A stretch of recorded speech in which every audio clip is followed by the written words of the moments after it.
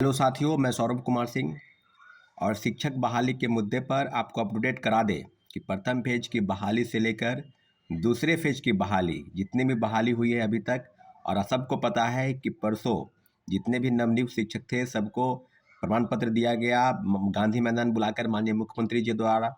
तो अभी जो हम बात करेंगे आपको कि कल एक बड़े आंदोलन की तैयारी है। जितने भी शिक्षक अभ्यर्थी जो प्रथम फेज की बहाली के हैं और वो छट गए हैं, उनको नौकरी नहीं मिली है, पूरक परिणाम जारी हो इसके लिए लगातार घमासान छिड़ा था। सबको पता है कि 4 दिन गर्दनी बाग धरना स्थल पर बैठे, उसके बाद फिर 3 दिन हम लोग बैठे इधर हाल में ही। तो दिसंबर से लेकर जनवरी तक पूरे आपको बता दें कि नवंबर, दिसंबर और फिर जनवरी, इसमें लगातार आंदोलन चलता रहा कि पूरक परिणाम जारी हो। पूरक परिणाम जारी होने के लिए जो बीपीएससी द्वारा जो बताया जा रहा था, 25 अक्टूबर के ट्वीट के हवाले से ही हम आपको बता दें कि उन्होंने कहा था कि एक से ज़्यादा सप्लीमेंट्री रिजल्ट जारी करेंगे। कब? जब मल्टीपल रिजल्ट वाले जो बच के आएंगे वो सीट, फर्जीवाड़े तरीके से जो नियुक्त हो रहे हैं जो बाहर होंगे वो सीट, और कई लोगों के ये कहना है कि ड्रॉप आउट स्टूडेंट वो सीट, तो सब मिलाकर ओवरऑल बात की जाए तो पूरक परिणाम जारी होने चाहिए थी। और लगभग अभी तक जो आंकड़ा है 24 से 25 हजार सीटों पर पूरक परिणाम जारी होने चाहिए, परंतु पूरक परिणाम नहीं जारी हुआ। मात्र 2773 लोगों का रिजल्ट आया और अभी हाल में ही 2 दिन पहले फिर 41 लोगों का पूरक परिणाम के रूप में कहा गया कि इन्होंने आपत्ति दी थी। आप ही अगर बताइए, अगर आपत्ति दी जाती, अगर मांगी जाती TRE 1 में, तो लाखों लोग ऐसे थे जिनके आपत्ति के रूप में दिया जाता। सप्लीमेंट्री रिजल्ट को लेकर जो भी गड़बड़ी हुई है, जो भी चीज़ें कही जा रही है, सब भ्रामक रूप से फैलाई गई मीडिया के माध्यम से, प्रेस के माध्यम से, चाहे इलेक्ट्रॉनिक मीडिया हो चाहे प्रिंट मीडिया हो। बीपीएससी के सवाल पर पूरक परिणाम अगर जारी नहीं होते हैं तो छात्रों अभ्यर्थियों के मन में जो असंतोष है, जो भावना है, उसी को लेकर कल एक बड़े आंदोलन की तैयारी है। जितने भी शिक्षक अभ्यर्थी मेरी बातों को सुन रहे हैं, सब पटना पहुंच जाए, स्टेशन के पास आ जाए, गांधी मैदान के पास आ जाए, और जहां से भी आंदोलन की शुरुआत होगी वहां से उस भीड़ में शामिल हो जाना है।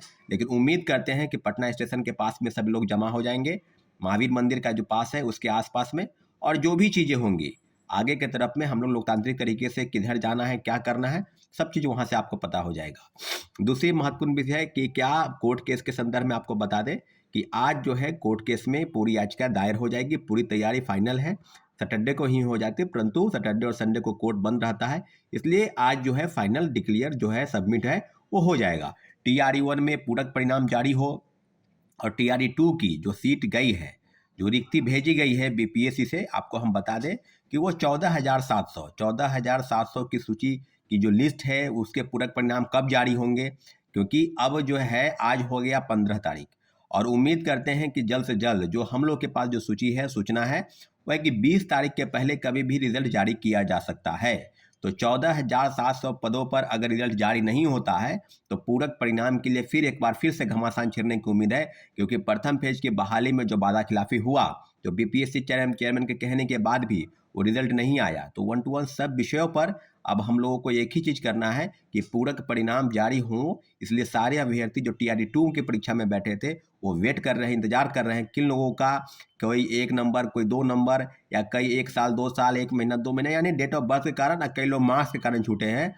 तो मुझे लगता है कि पूरक परिणाम आने चाहिए, लेकिन उसमें से भी 6 to 8 और 9-10 में 6 to 8 जो क्लास है और 9-10 जो क्लास है उसमें ज़्यादा पद रिक्त होंगे, तो सप्लीमेंट्री रिजल्ट ज़्यादा इन्हीं सब वर्गों में आएगा। क्योंकि ऑब्वियस सी बात है कि 11th-12th में जितने भी लोग का सिलेक्शन हुआ है वो निश्चित रूप से अपने पद को नहीं छोड़ेंगे। तो ये मल्टीपल रिजल्ट, यानी एक से ज़्यादा पदों पर जो लोग नियुक्त हो गए हैं, हम लोग बार बार बात कहते थे, आपको याद होगा कि बीपीएससी चेयरमैन की तरफ से जो गलती हुई, जो शिक्षा विभाग की तरफ से गलती हुई प्रथम फेज में, उसी का नतीजा है। परंतु सेकेंड फेज में गड़बड़ी कम हुई है। अभी तक हम लोग के पास जो आंकड़ा आ रहा है इसमें 2-3 गड़बड़ी की सूची जो है, सूचना जो है वो हम लोग बीपीएससी को बता रहे हैं, शिक्षा विभाग को बता रहे हैं कि डोमिसाइल सर्टिफिकेट ये अवश्य जांच होनी चाहिए, क्योंकि कई लोगों के पास ऐसा प्रमाण है कि डोमिसाइल सर्टिफिकेट फर्जी बनाकर लोग बहाल हो गए हैं।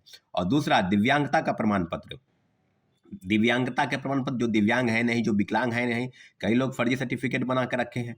तो कई चीज़ों पर TRE 1 में शिक्षकों के संदर्भ में जो भी सूची आ रही है जिला से, औरंगाबाद से, नालंदा, पटना से लेकर दरभंगा, मधुबनी, और सब जगह से लोग भाग रहे हैं। शिक्षक अभ्यर्थी नौकरी का ज्वाइन करने के बाद वो भाग रहे हैं। तो भाग क्यों रहे हैं? क्योंकि ऑब्वियस सी बात है कि वो फर्जीवाड़ा किए हुए हैं, उनके पास फर्जी प्रमाण पत्र है। तो फर्जी प्रमाण पत्र के आधार पर लोग अगर नियुक्त हुए हैं तो उनको बाहर करना जरूरी है। इस मांग के लिए हम लगातार तत्पर हैं, लेकिन दूसरी तरफ नए लोगों को तो मौका नहीं मिला। जो फ्रेश कैंडिडेट है, जो पूरक परिणाम जारी हो इसके लिए संघर्ष कर रहे हैं, उनको तो मौका नहीं मिला। तो पूरक परिणाम जारी होनी चाहिए थी और सब मामलों को लेकर माननीय उच्च न्यायालय में कई याचिकाएं दायर हो चुकी है। तो आने वाले समय में इस पर क्या होगा, आगे कोर्ट का फैसला क्या होगा, लेकिन इतना जरूर है कि हम लोग के पास पूरे सबूत है। सप्लीमेंट्री रिजल्ट किसे कहते हैं और वेटिंग लिस्ट किसे कहते हैं, इस बात के लिए जो बीपीएससी चेयरमैन है उन्हीं को डिफाइन करना होगा। हम लोग को जहां तक पता है और उनको जो पता है, वो दोनों के बीच में काफ़ी भिन्नताएं हैं। शिक्षक अभ्यर्थियों के साथ हमारी पूरी सहानुभूति है, हम उसके साथ लगातार लड़ाई लड़ रहे हैं, लेकिन इतना जरूर है कि बीपीएससी टीआरई 2 से लेकर और आगे वाली परीक्षाओं में जो टीआरई 3 की भी परीक्षाएं होंगी अगस्त महीने में आयोजित हो रही है, सब में कहीं ना कहीं जो आपत्ति है, जो कमी है और जो भ्रष्टाचार हुआ, इस सब मामलों पर हम आपको अपडेट करा दें। लेकिन टीआरयू ने पूरक परिणाम नहीं जारी हुए, इसके पीछे में कई तर्क दिए गए, लेकिन इतना जरूर है टीआरई 2 की जो मेन जो बिंदु है वो है कि हिंदी भाषा की अर्हता को समाप्त किया गया।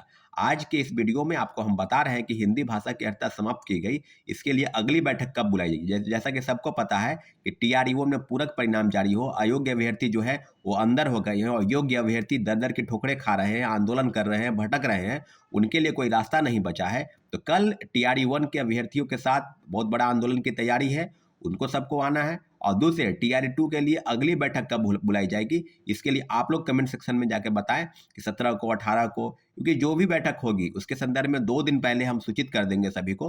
लेकिन इतना जरूर है कि जल्द से जल्द उसकी बैठक बुलाई जाएगी। और बैठक कहाँ हो, क्योंकि गांधी मैदान में बैठक नहीं हो सकती है। गांधी मैदान में भी 26 जनवरी की तैयारी की जो सिलसिले में जो चीज़ें हैं वो हो सकती है। अगर जगह मिलता है तो हम लोग गांधी मैदान में भी जगह बैठक बुला सकते हैं।